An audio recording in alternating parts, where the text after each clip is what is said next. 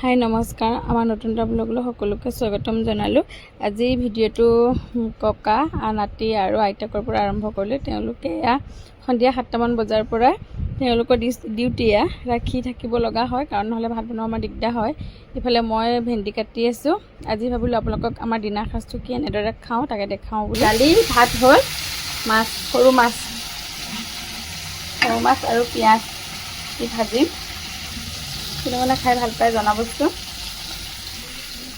হাই বুলি কোৱা। মোৰ ভোক লাগিছে, সেইকাৰণে মেৰি বিস্কুট খাইছোঁ।